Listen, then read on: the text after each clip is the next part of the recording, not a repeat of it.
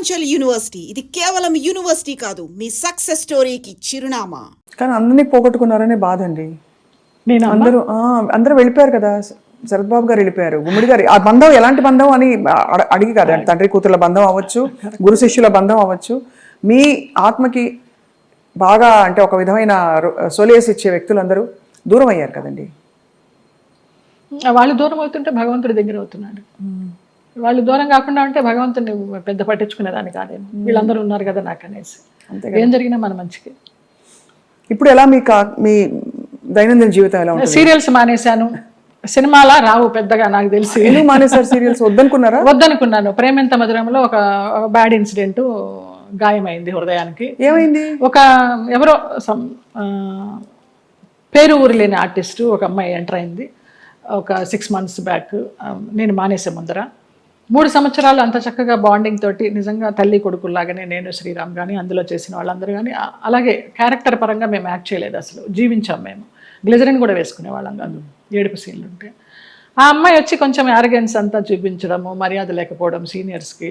ఒక సీన్లో అయితే అయిందని అలాగే అడ్జస్ట్ అయిపోయి చేస్తున్నాను. మానేద్దామా అనుకుంటూ పోనీలే మంచి సీరియల్, మంచి పేరు వచ్చింది, శ్రీరామ్ మంచి వాడు, అతన్ని చూసి చేయాలని అనుకున్నాను. ఒక టైంలో ఇంకా పీక్స్కి వెళ్ళిపోయింది ఆ అమ్మాయి బిహేవియర్.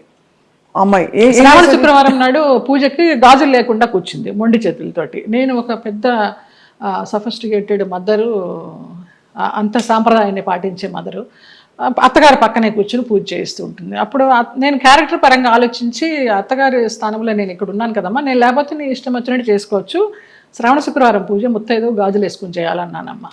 అటు నా చెయ్యి నా ఇష్టం, నువ్వే చెప్పడానికి అంది, వేసుకొని అంది. అంతలాగా ఎందుకు ఏమో తెలియదు, అది ఆరగెన్సీ అంతే. ఆ పిల్లకి సీనియారిటీ విలువ తెలియదు, క్యారెక్టర్ విలువ తెలియదు. ఎవరండి యాక్టర్? ఆఫ్ కోర్స్ చూసాను, నేను సీరియల్స్ చూడండి కాబట్టి ఇలా అడుగుతున్నాను. అమ్మాయి పేరు కూడా మర్చిపోయినాను, అసలు మైండ్లోనే లేదు అది. చేస్తూ తర్వాత అమ్మాయి September 3 జరిగింది ఇది, లాస్ట్ ఇయర్. అక్కడి నుంచి శ్రీరామ్ బయట ఉన్నాడు. నాన్న ఇలాగ జరిగింది, నాకు చేయబుద్ధి కావడలేదన్నాను. నీ ఇష్టం అమ్మా, నీకు ఇష్టం లేకపోతే మానేయి అన్నాడు. కారు ఇచ్చాడు, ఎక్కాను, వచ్చేసాను, అంతే. అక్కడ బహుశా మీ ప్రయాణం అయిపోయిందేమో అంతే. అలా ఇలా ఈ సంఘటన ద్వారా అలా కొంచెము అయిష్టంగానే చేస్తున్నాము, ఇష్టం లేకుండా. ఆ క్యారెక్టర్కి కూడా ఇంపార్టెన్స్ తగ్గడము, ఆ ఫీల్ కూడా రావడల్లా చేస్తుంటే. డైరెక్టర్ గారితో అనేదాన్ని, ఇంతకుముందు ఫీల్తో చేసేవాళ్ళమండి, ఇప్పుడు రావడం లేదనేసి. డైరెక్టర్ మారిపోయాడు, వెంకట్ అని, అతను చాలా ఇష్టము, చాలా మంచి టెక్నీషియన్. ఆ యూనిట్ నుంచి బయటకు వచ్చారు, వేరే యూనిట్ ఎవరైనా ఆఫర్ చేస్తే ఎందుకు చేయకూడదు? వద్దనిపించిందమ్మా, ఇంకా అసలు నాకు సీరియల్స్ వద్దు. అంటే నేను ఆ గంగిరెద్దులాగా అలంకరించుకోవడము, రోజుకి అన్ని డ్రెస్ చేంజ్లు, పొద్దు నుంచి నైట్ వరకు టైం లేకుండా. 12 hours అండి కాల్ షీట్. పంపించరమ్మా. నేను తొందరగా వెళ్ళిపోతానంటే, అమ్మ సీనియర్వి నువ్వే వెళ్ళిపోతానంటే మిగతా వాళ్ళందరూ కూడా వెళ్ళిపోతారు. అందులో సీరియల్స్ లో బాగా పిండేస్తారు కదా. నరకం. ఎన్ని సీరియల్స్ చేశానో అన్ని సీరియల్స్ అన్నం పెట్టినాయి, కాదని లేదు, కానీ వద్దనిపించింది. ఇంకెవరికి పెట్టాలి, నేను వద్దు. మంచి సినిమాలు ఏమన్నా వస్తే చిన్న చితక సినిమాలు చేసుకుందాము, లేదా కృష్ణారామాని యాత్రలు చేద్దాము, ఉన్నది పెట్టుకొని ఉన్నంత వరకు, తర్వాత భగవంతుడు చూసుకుంటాడు, అంతే.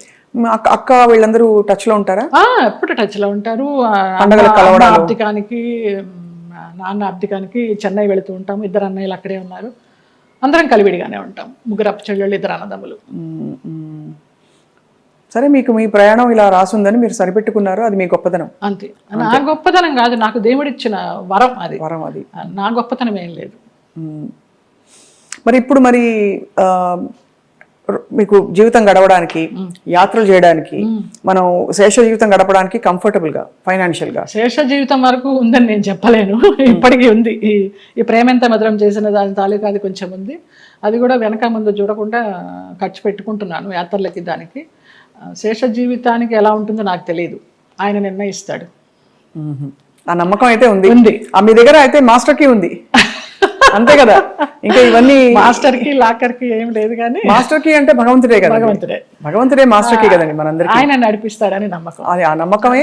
రేపేంటి అని అడుగుతారు, ఎప్పుడు ఆలోచించాలి రేపేంటి అనేది.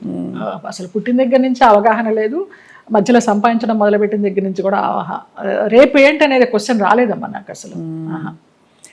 700 సినిమాలు అంటే బాధ ఎందుకు వేస్తుందంటేనండి, ఈ పబ్లిక్ ప్రొఫెషన్లో ఉన్న వాళ్ళందరికీ చాలా కష్టమైన జీవితం.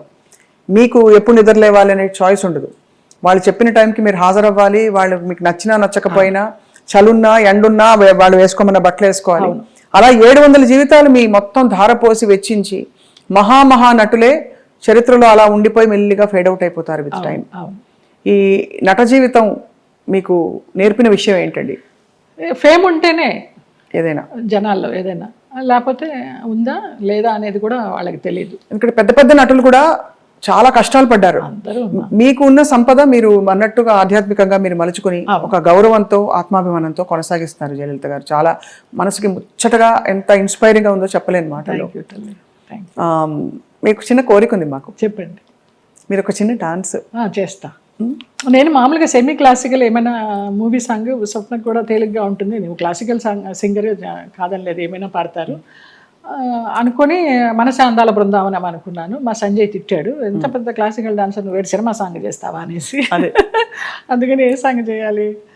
భామనే సత్యభామనే ఏమైనా ఒక 4-5 లైన్లు అనగలరా? ఆ 2 లైన్లే మళ్ళీ మళ్ళీ తిప్పి తిప్పి అనమంటే అంట. కొంచెం నేను కూడా కలుపుతాలే. మీరు కలపండి.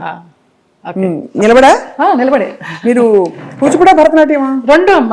కూచిపూడి చింత రాధాకృష్ణమూర్తి గారు, భరతనాట్యం జోసులు సీతారామ శాస్త్రి గారు విజయవాడ నుంచి వచ్చేవారు. కాకుండా తంజావూరు నుంచి గిరిజా నటరాజ్ అని ఒక వైఫ్ అండ్ హస్బెండ్ వచ్చి చెప్పేవారు భరతనాట్యం. ఆంధ్రనాట్యం నటరాజ్ రామకృష్ణ గారు. మళ్ళీ మధ్యలో వెకేషన్స్ కి చెన్నై వెళ్ళి చినసత్యం గారి దగ్గర.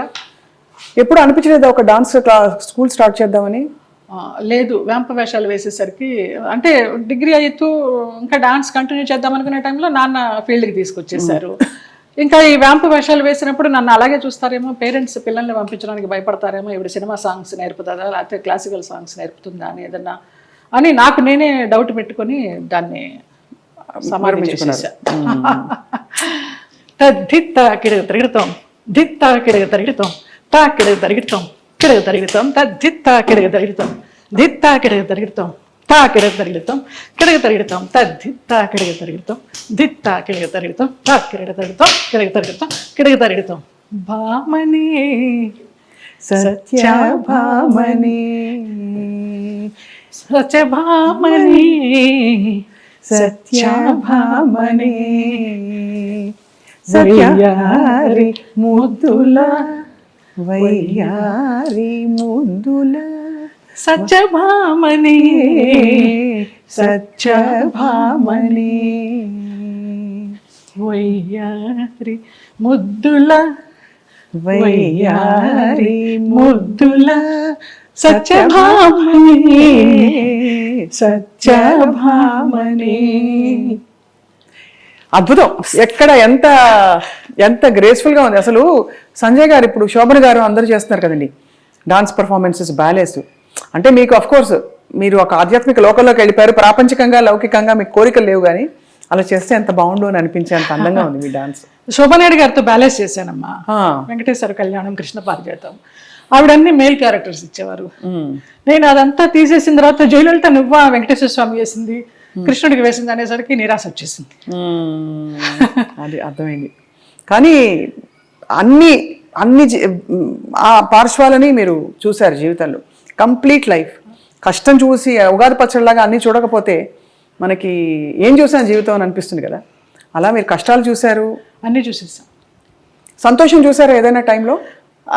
సంతోషం అంటే ఈ యాత్రేనమ్మా. ఈ యాత్రలో అతి దుఃఖకరమైన సంఘటన, బాధాకరమైన సంఘటన, అతి సంతోషకరమైన సంఘటన అంటారు, కానీ అవి 2 లేవు నాకు. వయా మీడియాగానే వెళ్తూ వచ్చింది. ఈ ముక్తినాథ యాత్ర మాత్రం నాకు చాలా పీక్స్ అనమాట. ఇంకా సో ఫైనలీ మీకు మిగిలిన కోరిక, అంటే మిగిలిన కోరికను ఎందుకంటున్నారంటే మన జీవితానికి ఒక సంపూర్ణత్వం రావాలంటే ఏం కోరుకుంటున్నారు? ఇంకా మానస సరోవర్ వెళ్ళాలమ్మా. మానస సరోవర్. కానీ మా సాయిరామ్ గారు అది వేయనమ్మా చాలా కష్టం అంటున్నారు. ఎవరు తీసుకెళ్తారో తెలీదు. వెళ్ళాల్సి ఉంటే డెఫినెట్ గా ఖచ్చితంగా అదే జరిగిపోతుంది. చాలా కోరిక. వెళ్తే తిరిగి వస్తామా లేదా అనేది తర్వాత విషయం.